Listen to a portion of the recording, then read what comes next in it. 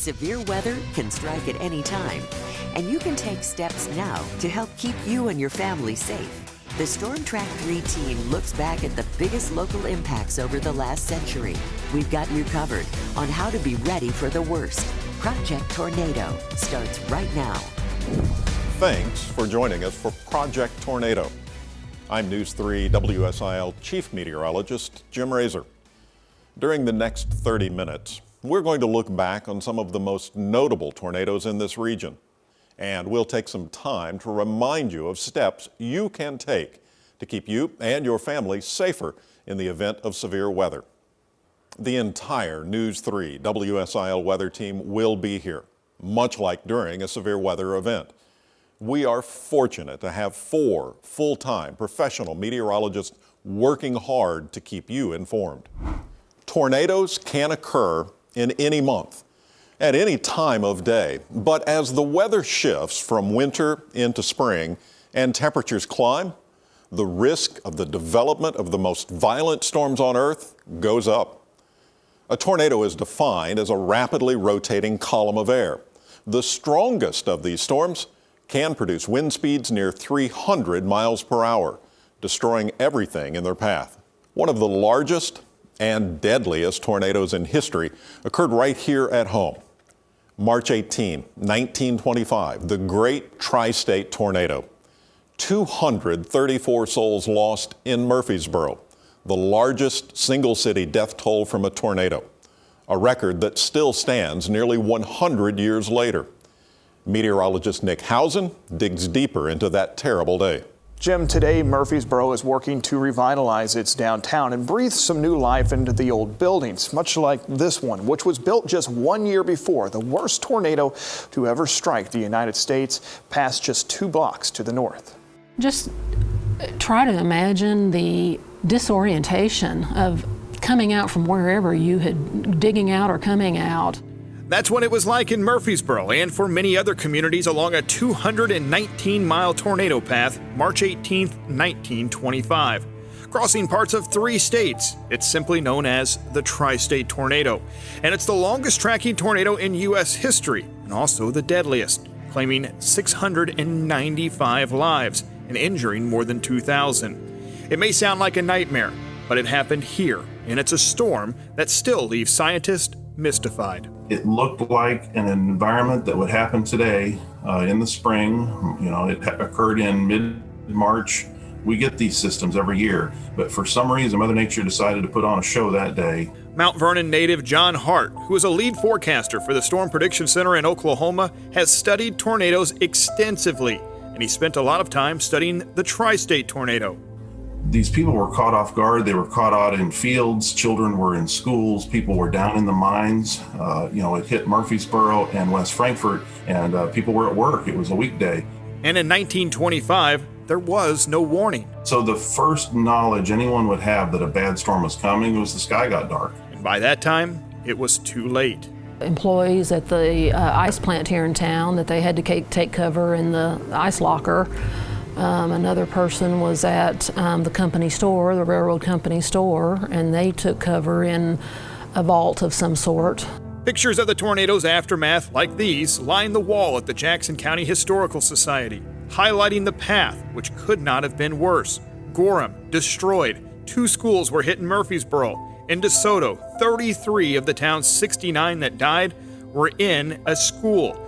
Farther east, miners in West Frankfort came above ground to find their houses gone, their wives and children lying in the rubble, and the small community of Parrish nearly wiped off the map. That night, it was the fires. They ravaged parts of Murfreesboro, and the effects of the damage would last for years. For Murfreesboro, it was a real financial, economic game changer because Murfreesboro apparently had been a real boomtown up until the time of the tornado. Today, you have to know where to look to see the signs of the tornado. This marker sits in Longfellow Park. Longfellow School once sat right here. Homes have been built in place of where others were destroyed. And then there's advancement in meteorology and improved warning systems that today would likely save countless lives. If the same storm happened today, I'm confident it wouldn't kill 695 people, but it would still be terrible. After a tornado event, you often hear us rating those storms on an EF scale. That scale is known as the Enhanced Fujita scale, and it ranges from an EF0 all the way to an EF5. An EF0 has wind speeds of up to 85 miles per hour, but once you get to an EF5, you're talking about winds over 200 miles per hour. Now, that's a big difference when it comes to damage. Damage from an EF0 typically leaves some downed tree limbs, maybe some damage to shingles, but once you get those winds over 200 miles per hour, you're talking about homes that are completely blown away. This is an image sent in by Tony Lawbeck of an EF2 that was in Carpenter, Wyoming. Locally, we have seen tornadoes on every level of that EF scale. Just last year in March in Poplar Bluff, we saw an EF0. What we typically see locally are EF1s and EF2s. In order to go back far enough to the last time we saw an EF5, it dates all the way back to December of 1957. Anytime we discuss tornado safety, it needs to be understood. We're talking about improving the chances of safety. There are no guarantees with tornadoes, but being caught unaware and unprepared for a tornado will put you at risk for injury or death. The first step to being prepared is awareness. I'm not talking about the awareness of an immediate storm. Awareness begins days in advance. And luckily, that's now easier than it's ever been before. Modern forecasting includes the risk of severe weather and tornadoes out to about 3 days. The Storm Prediction Center highlights areas of concern, and we've got you covered by including that information on our maps. When you know there's an elevated risk of severe weather and tornadoes, you're more prepared to make adjustments to your routine or schedule to help keep you safer, like staying off the roads. Being in a car is one of the worst places to be during a tornado, and if caught in that situation, a higher level of awareness is required. In the event you're driving and a tornado warning is issued, you need to pull over quickly and seek sturdy shelter to move inside. You have been told forever to jump in a ditch, but that should be a last resort. Instead, look for a place to pull over, exit the car, and enter a sturdy building. If you are in a car and see a tornado, determine quickly which way the storm is moving. Do not drive toward a tornado, but determine which way is moving and drive away if possible. If the storm is moving right at you, exit the vehicle, enter a building. If none is available, it is time to look for a ditch or culvert that is not full of water. More people die each year from flooding than from tornadoes. So if choosing a ditch, you have to protect yourself from both. Tornadoes can strike at any time. One local woman who survived the 1982 Marion Tornado shares her story next on Project Tornado.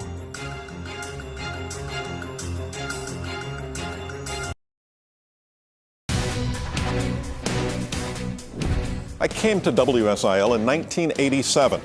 As I got out and started talking with folks, one question came up over and over again. Were you here for the Marion Tornado? May 29th, 1982, an F4 tornado tore through Marion, Illinois. And 5 years later, it was the #1 question in the fronts of minds. A tornado strike leaves scars on the landscape. It also scars the conscience. Meteorologist J.C. Brianne grew up in Marion, Illinois. Her family was impacted by that tornado, and she gives us a closer look at a day many can't forget. The Marion Tornado of May of 1982 roared through downtown Marion, taking the lives of 10 people. My family was considered to be some of the lucky ones. Some of the worst damage extended from Marion Ford to the Shawnee Apartments, where my mom had lived just weeks before the storm. People not only lost loved ones and property, but lives were forever changed. They said that I had lost a large amount of blood, and if he hadn't have got me there, then I probably would have bled to death. Brenda Hollop went to work on the day of the tornado just like any other. But what she didn't know is that her life would never be the same.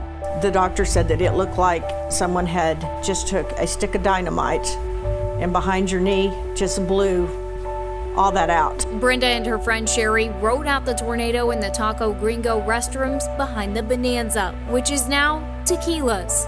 During the storm, she lost consciousness and woke to find herself seriously injured. It had thrown the Ford garage completely through that Taco Gringo. The front doors were the only thing standing. Anthony Lloyd worked at Bonanza and immediately jumped to action after walking out to the destruction left behind. She was going into shock, and I kept yelling at her, and Sherry kept talking to her, telling her, you know, you got to stay with us, stay awake. And she was really losing a lot of blood, and I was scared. I can remember driving over the rubble. I can still remember that, and feeling the bumps. It wasn't until waking up after surgery that Brenda realized the extent of her injury. The doctor came in and told me that they'd had to amputate. Although the tornado left a lifelong scar, Brenda says she's just happy to be alive and owes it all to Anthony. And I did dream about it off and on for a few years. It affected me. It wasn't so much when I got to the hospital. It affected me a lot. I saw a lot of 18-year-old kid didn't really need to see it. Nearly 40 years later, Anthony says he still thinks about the day of the storm every time he drives through town. If it wasn't for him, I truly believe I would not be here. I think that God allowed him, to be able to get me to the hospital in a length of time that I needed. The Marion tornado occurred during the peak of tornado season, but we can see tornadoes during any month of the year. Meteorologist John Ross shows us two examples from our region. Folks in Harrisburg, Illinois and Perryville, Missouri both know all too well about late winter tornadoes, both suffering devastation on the last day in February, just 5 years apart. During the pre-dawn hours of February 29, 2012, an EF4 tornado churned through Harrisburg, killing 8 people. Coming during the overnight hours and prior to what many consider to be the beginning of the traditional severe weather season, the storm found residents unaware. Houses destroyed, cars flipped, and people missing. All of it evidence that tornadoes can and do strike our region year-round. More recently, on February 28, 2017, another EF4 tornado roared through Perry County, Missouri, just northwest of Perryville. This, another winter tornado, destroyed 5 homes, injuring 12 and killing 1. The damage then continued for another 50 miles, crossing state lines before relenting just southwest of Christopher, Illinois. Neither of these storms are outliers, even on their own respective days. February 29, 2012 saw a total of 13 tornadoes across Missouri, Illinois, Kentucky, and Indiana. 5 years later, February 28th brought 5 more tornadoes, including 2 long-lived storms to the region. Not only did both tornado outbreaks occur in late winter, they both struck on the last day of February. These storms won't wait until spring to threaten the lives of you and your loved ones, so don't wait to protect them. Unique. That's one way to describe the geographical elements that make the United States so prone to tornadoes. The cold air streaming down the Rockies, the dry air coming off the desert, and the moisture pumping up out of the Gulf of Mexico make the United States the global leader in tornadoes. We think of them as a springtime thing, and April and May sure to lead the way. But in our region, it's important to note that just as many tornadoes occur in the month of November as they do in the month of February. We can never let our guard down. What's scarier than a tornado? How about a nighttime tornado? And they become twice as deadly as their counterparts that occur during the day. Since 1950, our region has experienced nearly 40% of its tornadoes between 7 p.m. and 7 a.m. That's why it's important to always have a plan and have multiple ways to receive warnings. It's clear that deadly storms can and do strike when they are least expected. That's why it's important to have multiple ways to receive alerts in the event of dangerous weather. One easy and free way to stay on top of all of the weather in our region is the Storm Track 3 weather app. Unlike a NOAA weather radio, you don't need to program it. Just turn on your location, turn on alerts, and forget it. It also goes everywhere you do. Anytime you want to check the weather, you'll always have access to the latest conditions and forecasts at your fingertips, regardless of your location. Know that we've got you covered 24 hours a day, 7 days a week with the Storm Track 3 weather app. There may come a time the Storm Track 3 app alerts you to a tornado warning and you find yourself in a space like this. Today I'm in a gymnasium. This could just as easily be a big box store. The idea of tall walls and a long span ceiling makes this an unsafe space. Tornadoes will put enormous force on a tall wall, and we have to remember, tornadoes lift and drop debris. That debris can be cars or even larger. A car falling through that roof or a ceiling makes this a very unsafe place to be during a tornado. But normally, in a space like this, you're just one door away from safety. Most facilities like this have a predetermined safety space. That's what you're looking for. But if you can't find it or you can't get there and you're threatened by a tornado, just stepping into this hallway, I'm surrounded by concrete block construction and steel reinforced doorways, making this a much safer place to be than out there. Next, quick action saved this woman and her family. We've got you covered on the best ways to stay safe in your home when a tornado strikes. Next on Project Tornado.